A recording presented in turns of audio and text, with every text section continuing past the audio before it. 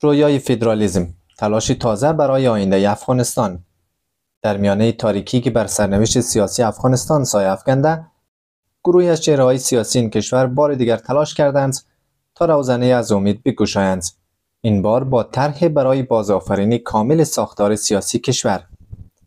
نشست مجازی عصر یکشنبه در آخرین روز حمل برگزار شد، جایی که نام‌های آشنا در سیاست افغانستان چون سرور دانش معاون پیشین ریاست جمهوری و عبداللطیف پدرام رهبر حزب کنگره ملی افغانستان در کنار دیگر اعضای مجمع فدرال خان گرد آمدند تا از پیشنویس قانون اساسی تازه رونمایی کنند، قانونی که آینده فدرال را برای افغانستان ترسیم می کنند.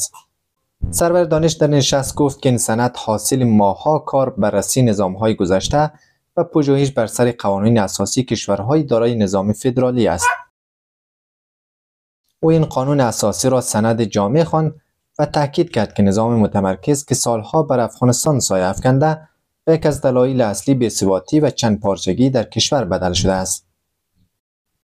عبداللطیف پدرام نیز با بیان پرشور که از او انتظار می رود گفت افغانستان جامعه متکثر از اقوام، زبانها و فرهنگ‌های گوناگون نمی تواند انتظار داشت یک ساختار متمرکز پاسخ برای این تنوع باشد.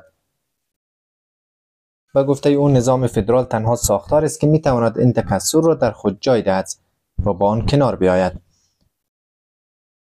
پیشنویس ارائه شده شامل 12 فصل 207 ماده است و از ساختار سیاسی و تقسیم صلاحیت‌ها گرفته تا زبان، حقوق اقلیت‌ها و چگونگی اداره واحدهای فدرال همه در این سند گنجانده شده است. با این حال آقای پدرام تاکید کرد که این متن نهایی نیست و مجمع فدرال خواهان امیدوار است مردم افغانستان در آینده نزدیک نظرات خود را درباره این سند بیان کنند.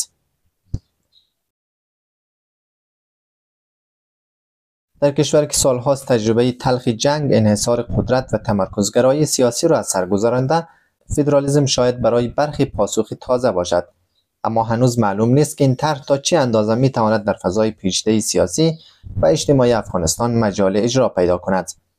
آینده مانند همیشه مبهم است، اما تلاش‌ها برای نوشتن آن همچنان ادامه دارد.